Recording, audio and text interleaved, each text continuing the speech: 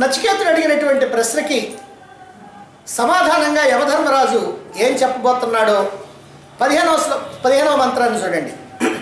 నత్ర సూర్యో భాతి న చంద్ర తారకం నేమా విద్యుతో భాంతి కుతోయమగ్నిః తమేవ భాంతం అనుభాతి సర్వం తస్య భాసా సర్వం ఇదం విభాతి న తత్ర సూర్యో భాతి. తత్ర అక్కడ సూర్యుడు నా భాతి ప్రకాశించడు. అక్కడ సూర్యుడు ప్రకాశించడు. ఎక్కడ? ఆత్మ దగ్గర, పరమాత్మ దగ్గర సూర్యుడు ప్రకాశించడు.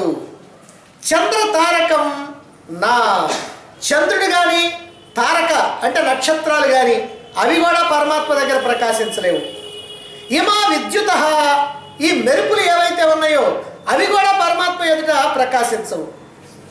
మరి అయం అగ్నికుత, ఈ అగ్ని ఎలా ప్రకాశిస్తుంది అంటే సూర్యుడే ప్రకాశించలేక నక్షత్రాలే ప్రకాశించలేకపోతే ఈ అగ్ని ప్రకాశిస్తుందా?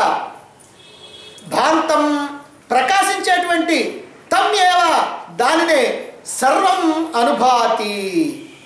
అదిగో ఏదైతే ప్రకాశిస్తూ ఎల్లప్పుడూ కూడా స్వయం ప్రకాశమై ప్రకాశిస్తూ ఉందో ఆ ఆత్మ, అదిగో ఆ ఆత్మని, దాన్ని సూర్య చంద్ర తారకలు సర్వము కూడా అనుసరించలేవు. సర్వం అనుభాతి నా తస్య భాష, దాని కాంతి చేత ఇదం సర్వం, ఈ జగత్తంతా కూడా ప్రకాశిస్తూ ఉంది. కాబట్టి ఈ జగత్తంతా కూడా విభాతి ప్రకాశిస్తూ ఉంది. దేనివల్ల? ఆ పరమాత్మ వల్ల. అంటే ఇక్కడ ఏం చెప్తున్నారు? అక్కడ సూర్యుడు కానీ చంద్రుడు కానీ నక్షత్రాలు కానీ ప్రకాశించలేవు. అప్పుడప్పుడు మెరుస్తుంటాయి మెరుపులు, ఈ మెరుపులు కూడా ప్రకాశించవు. ఇక అగ్ని సంగతి చెప్పాల్సినటువంటి పనే ఉంది అంటే అగ్ని అసలే ప్రకాశించలేదు. ప్రకాశించేటువంటి దాన్నే అన్నీ అనుసరించి ప్రకాశిస్తూ ఉన్నాయి. అంటే అన్ని దాని వల్లనే ప్రకాశిస్తూ ఉన్నాయి. నిజంగా ఈ జగత్తంతా కూడా దాని ప్రకాశం వల్లనే ప్రకాశించగలుగుతూ ఉన్నవి.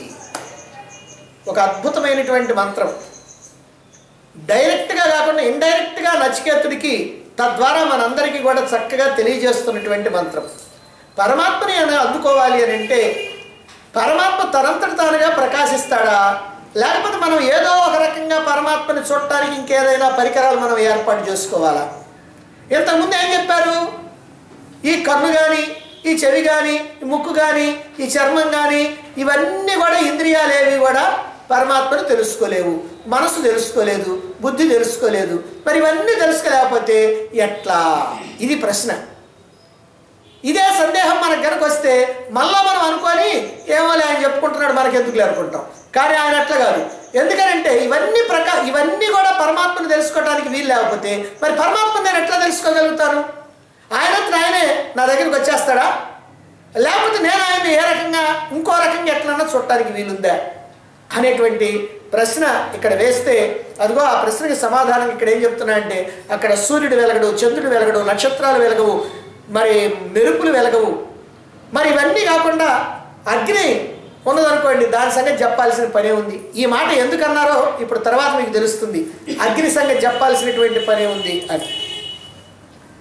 కాబట్టి ప్రకాశించేటువంటి దాన్ని అన్నీ అనుసరిస్తూ ఉంటాయి. అన్నిటినీ కూడా ప్రకాశింపజేసేది అది. దాని కారణంగానే అన్నీ ప్రకాశిస్తూ ఉన్నాయి అన్నారు. ఇదే మంత్రం ఒక్క అక్షరం పొల్లుపోకుండా ఇక్కడ ఎట్లా అయితే చెప్పబడిందో అదే ప్రకారంగా ముండకోపనిషత్తులో 2వ ముండకంలో 2వ భాగంలో 10వ మంత్రం ఇదే మంత్రం ఉంది. ఇక శ్వేతాశ్వతరోపనిషత్తులో 6వ భాగంలో 14వ మంత్రంగా ఇదే మంత్రం ఒక్క అక్షరం కూడా పొల్లుపోకుండా తేడా లేకుండా ఉన్నది ఉన్నట్టుగా ఉండిపోయింది. అదేవిధంగా కొంచెం పదాల తేడాతోటి అర్థం మాత్రం ఇదే వచ్చేటట్టుగా భగవద్గీతలో 15వ అధ్యాయంలో పురుషోత్తమ ప్రాప్తి యోగంలో చెప్పేటువంటిది. న తద్భాసయతే సూర్య న శశాంకో న పావకః.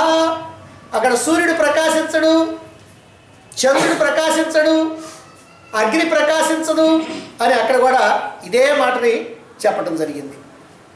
మరి ఇన్ని ఉపనిషత్తుల్లో, భగవద్గీతలో, సరే ఉపనిషత్తుల్లో ఉంది కాబట్టి భగవద్గీతలో, ఇన్ని ఉపనిషత్తుల్లో అక్షరం పొల్లుపోకుండా, అంటే కఠోపనిషత్తులో, ముండకోపనిషత్తులో, శ్వేతాస్తరోపనిషత్తులో మూడింటిలో కూడా ఒక్క అక్షరం పొల్లుపోకుండా ఒకే మంత్రం ఉన్నది అని అంటే ఈ మంత్రం యొక్క ప్రాధాన్యత ఏమిటో, ఈ మంత్రం యొక్క గొప్పతనం ఏమిటో, ఈ మంత్రానికి అసలు ఎందుకు ఇంత ప్రాధాన్యత వచ్చిందో, హిందూ వేదాంతంలో పూర్వకాలం నుంచి కూడా మనం చేసేటువంటి ఆచార వ్యవహారాల్లో కూడా ఈ మంత్రం ఎందుకు ప్రధానమైనటువంటిది అయిందో మనం ఇప్పుడు తెలుసుకుందాం. ఎందుకనంటే హిందువులు తమ పవిత్రమైనటువంటి కొన్ని మత సంబంధమైనటువంటి ఉత్సవాల్లో, పూజా పునస్కారాల్లో, దేవాలయాల్లో, మన ఇంట్లో ఉన్నటువంటి మందిరాల్లో పూజలు పూర్తయిపోయిన తర్వాత నీరాజనం ఇవ్వటం అనేటువంటిది సాంప్రదాయం. ఎక్కడైనా సరే ఏ పూజ జరిగినా సరే చివరిలో నీరాజనం ఇస్తూ ఉంటారు. ఆ నీరాజనం ఇచ్చేటువంటి సమయంలో ఇదిగో ఈ మంత్రాన్ని చాలామంది ఈనాటికి కూడా కొంతమంది దీన్ని పఠిస్తూనే ఉంటారు. దీని భావాన్ని తెలుసుకోకపోయినా లేదా పై అర్థం మాత్రం తెలుసుకున్నా మంత్రాన్ని మాత్రం అలవాటుగా చదివేస్తూ ఉంటారు. అర్థం తెలియకపోయినా సరే ఈ మంత్రాన్ని మాత్రం చదివేస్తూ ఉంటారు. అంటే దీనికి ఎంతో ప్రాధాన్యత ఉన్నదని మనకు అర్థమవుతా ఉంది. అంతఃకరణ శుద్ధి కలిగినటువంటి సాధకుడు జ్ఞానంతో ఆత్మకు శరణాగతుడు కావటమే ఇందులో ఉన్నటువంటి భావం. ఎవరైతే జ్ఞానవంతుడయ్యాడో అతడు ఆత్మకి శరణాగతుడు అవుతాడు ఈ మంత్రం ద్వారా. ఆ మంత్రంలో ఆ భావం ఉంది. ఆ భావాన్ని అతడు గ్రహిస్తే అది చాలా ప్రయోజనకరం అవుతుందన్నమాట. ఏమిటది? నీరాజనం ఇస్తూ ఇప్పుడు ఈ మంత్రం యొక్క భావాన్ని ఇప్పుడు మన మాటల్లో ఎట్లా చూసుకోండి. సూర్యుడు, చంద్రుడు, నక్షత్రాలు, మెరుపులు ఇవన్నీ కూడా నీ దివ్యమైనటువంటి రూపాన్ని ప్రకాశింపజేయలేవు. నా చేతిలో ఉన్నటువంటి ఈ చిన్న నీరాజనం అనేటువంటి అగ్నితోటి నేను నిన్ను ఉద్ధరించగలనా అంటే ఇలా కర్పూరం మనం నీరాజనం ఇస్తూ ఉంటే ఏంటంటే నీ ఎదురుగా సూర్యుడు కానీ, చంద్రుడు కానీ, నక్షత్రాలు కానీ, తారకలు కానీ, మెరుపులు కానీ ఏవి కూడా నిన్ను ప్రకాశింపజేయలేవే. అలాంటి నిన్ను ప్రకాశింపజేయడానికి నేను ఈ చిన్న నీరాజనం అనేటువంటి దాన్ని, ఇలా చిన్న అగ్నిని నేను చూపిస్తా ఉన్నాను. ఇది నీ ముందు ఎందుకు పనికి వస్తుందయ్యా? ఇది ఏమైనా గొప్ప విషయమా? కాకపోతే ఏమిటనంటే నా దగ్గర ఉన్నటువంటిది ఇదే కనుక అందుకని దీంతో నేను నిన్ను చూడాలని అనుకుంటున్నాను. ఈ చూడాలని అనుకోవటం ఏమిటంటే పూర్వకాలం నుంచి కూడా దేవాలయాల్లో గర్భగుడిలో లైట్లు వేయరు, చీకటి ఉంటుంది. ఇప్పటికి కూడా చాలా దేవాలయాలు అంతే, చీకటి ఉంటుంది. ఆ చీకటి ఉంటే ఎవరైనా కానీ భక్తులు వచ్చినప్పుడు ఆ పూజ, అభిషేకం అలాంటివన్నీ చేసిన తర్వాత చివరిలో నీరాజనం ఇస్తూ అదిగో ఆ కర్పూరపు ఆ నీరాజనపు వెలుగులో ఆ భగవంతుడి యొక్క రూపాన్ని దర్శిస్తూ ఉంటారు. అందుకని ఇక్కడ దీంతో నిన్ను దర్శింపజేయగలనా? సూర్యుడే నీ ముందు వెలవెలా కాగిపోతాడే, అలాంటిది ఈ అగ్ని దేనికి పనికి వస్తుంది? అయినా సరే నేను ఇంత మాత్రం చేయగలుగుతాను అనేటువంటి భావనతో ఇది కేవలం ఒక ప్రతీక మాత్రమే, నిన్ను చూపించడానికి ఒక ప్రతీక.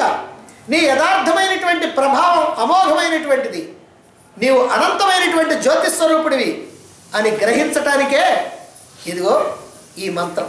ఈ మంత్రంలో ఉన్నటువంటి విశేషం ఇది. అందుకని నీరాజనం ఇచ్చేటప్పుడు ఈ మంత్రాన్ని ఇప్పటికీ కూడా చాలామంది చదువుతూ ఉంటారు. దాని అర్థం తెలిసినా తెలియకపోయినా చదువుతుంటారు. మనకి నీరాజనం ఇస్తూ ఉంటాం, ఏదేదో చేస్తూ ఉంటాం, ఏదో భావిస్తూ ఉంటాం. కానీ భావం ఉండాల్సింది ఏమిటంటే ఇదిగో ఈ భావం.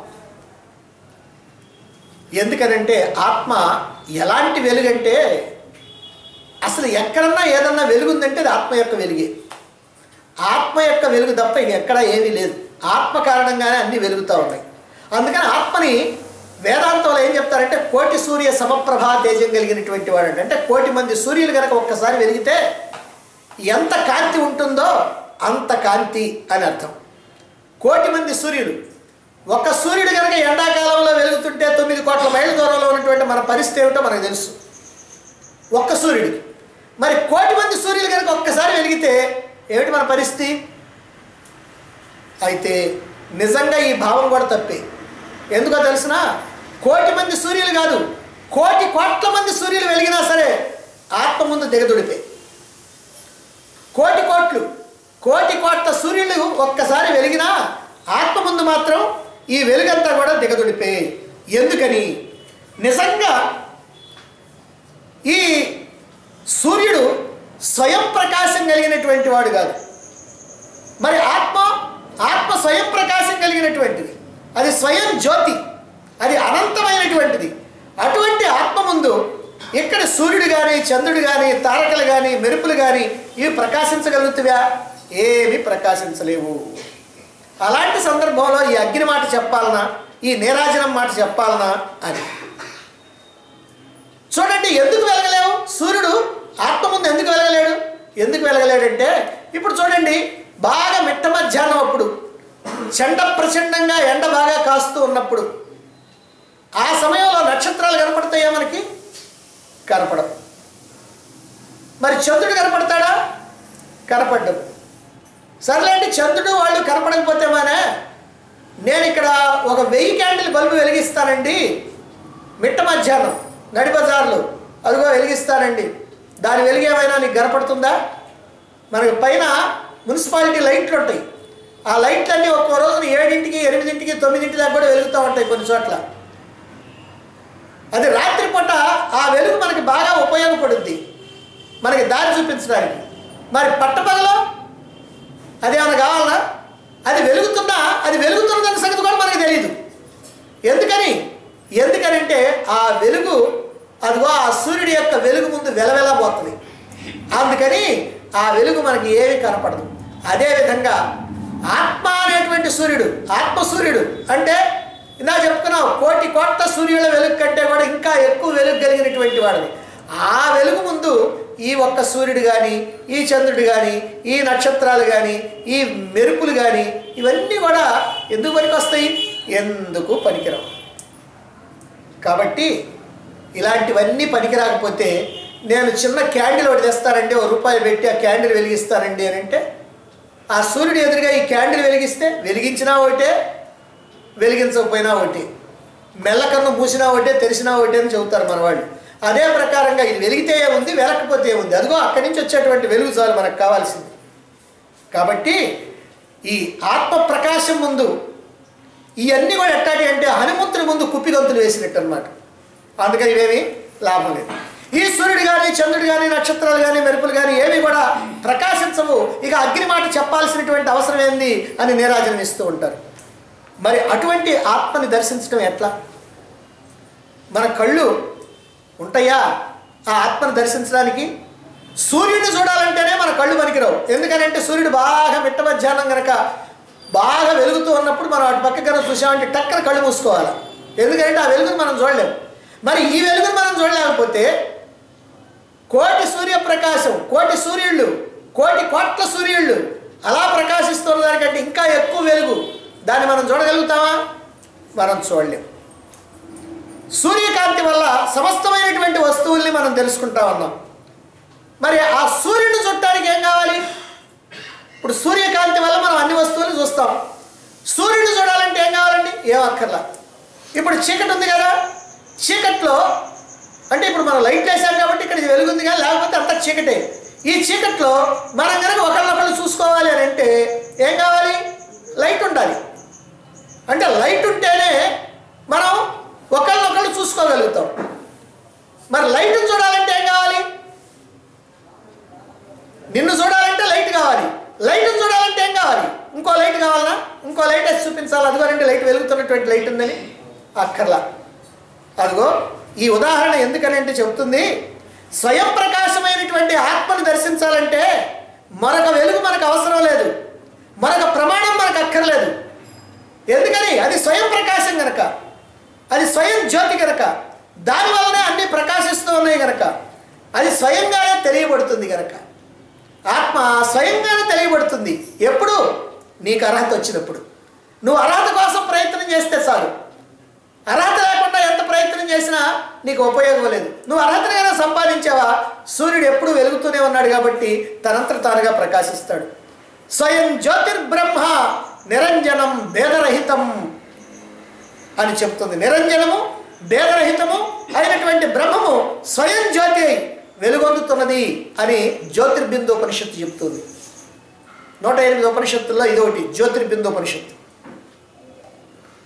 తమేవ భాంతం అనుభాతి సర్వం, తమేవ భాంతం అనుభాతి సర్వం. దానిని అనుసరించి అన్నీ ప్రకాశిస్తూ ఉన్నాయి. అంటే ఆత్మ చైతన్యం వల్లనే సూర్యుడు ప్రకాశిస్తున్నాడు, ఆత్మ చైతన్యం వల్లనే చంద్రుడు, ఆత్మ చైతన్యం వల్లనే తారకలు, ఆత్మ చైతన్యం వల్లనే మెరుపులు, ఆత్మ చైతన్యం వల్లనే సమస్తమైనటువంటి వెలుగు, ఇక్కడ ఉన్నటువంటి అగ్నితో సహా సర్వము కూడా. అంటే సూర్య చంద్రాదుల యొక్క ప్రకాశము కూడా ఎవరిది అంటే ఆ ఆత్మ యొక్క ప్రకాశం వల్లనే. ఎట్లయితే మనలో ఆత్మ ప్రకాశం వల్లనే మన ఇంద్రియాలు పనిచేస్తూ ఉన్నాయో, అదే ప్రకారంగా సూర్యుడిలో కానీ చంద్రుడిలో కానీ నక్షత్రాల్లో కానీ అన్నింటిలో కూడా ఆ ఆత్మ యొక్క ప్రకాశమే అదిగో అవన్నీ కూడా అట్లా వెలగటానికి కారణమవుతా ఉన్నది. కాబట్టి ఆత్మని అనుసరించి సర్వము కూడా వెలుగుతూ ఉన్నవి. సమస్తమైనటువంటి ప్రకాశానికి ఆత్మే కారణం అని మనకి భగవద్గీతలో అదిగో 15వ అధ్యాయంలో 6వ శ్లోకం తెలియజేస్తూ ఉన్నది. నా తద్భాసయతే సూర్య. కాబట్టి ఆత్మని ఏ వెలుగులు కూడా ప్రకాశింపజేయలేవు. ఆత్మని ప్రకాశింపజేసేటువంటి వెలుగు ఈ లోకంలో ఏమీ లేదు. ఆత్మయే అన్నింటినీ ప్రకాశింపజేస్తుంది. ఆత్మ స్వయం ప్రకాశం కనుక దాన్ని దర్శించడానికి వేరొక దాని సాయం మనం తీసుకోవాల్సినటువంటి అవసరం లేదు అని నచికేతుడికి డైరెక్ట్గా ఇదిగో ఇక్కడ తెలియజేస్తూ ఉన్నాడు. స్వయంగా ప్రకాశించేటువంటి ఆత్మని తెలుసుకోవడానికి వేరొక వెలుగు నీకేం అక్కర్లేదు, అది తనంతట తానుగా స్వయం ప్రకాశం అని. అయితే ఎప్పుడు మనం దాన్ని తెలుసుకోగలుగుతాం? అది స్వయం ప్రకాశమే. ఆత్మని ఆవరించినటువంటి అజ్ఞానం తొలగితే. నువ్వు అజ్ఞానాన్ని పెట్టుకొని నేను చూడాలి అని అంటే నీకు కుదరదు. నీ అజ్ఞానాన్ని తొలగించుకుంటే చక్కగా కనపడుతూ ఉంటుంది. ఇప్పుడు అక్కడ సూర్యుడు వెలుగుతూ ఉన్నాడు, మనకి కంటి దోషం ఉంది, దృష్టి దోషం, కనపడతాడా? కనపడ్డు. నీ దోషాన్ని తొలగించుకో, చక్కగా కనపడతాడు. అదేవిధంగా ఆత్మను కూడా నువ్వు దర్శించాలంటే నీలో ఉన్నటువంటి దోషాన్ని తొలగించుకోవాలా. ఏమిటా దోషం? అజ్ఞానం. కాబట్టి నీ అజ్ఞానం అనేటువంటి దోషాన్ని తొలగించుకోవాలా. నీ దేహేంద్రియ మనోబుద్ధులతో ఉన్నటువంటి తాదాత్మ్యం అనేటువంటి దోషాన్ని తొలగించుకోవాలా. ఎప్పుడైతే ఈ దోషాన్ని తొలగించుకుంటావో ఆత్మ స్వయం ప్రకాశం ఆవరించినటువంటి అజ్ఞానం తొలగితే చాలు. మేఘం కనుక తొలగితే సూర్యుడు ఎట్లయితే కనపడతాడో అలాగే నీలో ఉన్నటువంటి అజ్ఞానం కనుక తొలగితే సూర్యుడు ఎట్లయితే కనపడతాడు. సూర్యుడు బ్రహ్మాండంగా ప్రకాశిస్తున్న మేఘాలు కనుక అడ్డం వస్తే కనపడ్డు. ఆ మేఘాలు కనుక అడ్డం పోతే సూర్యుడు చక్కగా ప్రకాశిస్తూ ఉంటాడు. అదే ప్రకారంగా నీ అజ్ఞానం అనేటువంటి మేఘాలను కనుక నువ్వు తొలగించుకున్నావా, ఇప్పుడు సూర్యుడి యొక్క ప్రకాశం చక్కగా, ఆత్మ యొక్క ప్రకాశం చక్కగా కనపడుతుంది. కాబట్టి నీ సాధనలన్నీ కూడా నీ అజ్ఞానాన్ని తొలగించుకోవటానికే నువ్వు చెయ్యాలి అని ఇక్కడ తెలియజెప్తూ ఈ పంచమ వల్లిని ముగిస్తూ 6వ వల్లిని ప్రారంభం చేస్తున్నాడు. షష్ఠవల్లిని 6వ వల్లిని ప్రారంభం చేస్తున్నాడు. ఇంతకుముందే అనిత్యమైనటువంటి వాటిల్లో నిత్యమైనటువంటిది ఆత్మ అని మనం తెలుసుకున్నాం. మరి అనిత్యమైనటువంటిది ప్రపంచం అని తెలుసుకున్నాం. మరి అనిత్యమైనటువంటిది ప్రపంచం అని తెలుసుకొని ఆ అనిత్యమైనటువంటి ప్రపంచం ద్వారానే నిత్యమైనటువంటి పరమాత్మను తెలుసుకోవాలి. ఎందుకని అనిత్యమైన వాటిలోనే నిత్యమైనదిగా. కాబట్టి ఈ అనిత్యమైనటువంటి ప్రపంచం ద్వారానే నిత్యమైనటువంటి పరమాత్మని ఎట్లా తెలుసుకోవాలో మనకిప్పుడు అద్భుతంగా తెలియజేయబోతున్నారు. ఈ 6వ వల్లిలో మొట్టమొదటి మంత్రంతో చూడండి.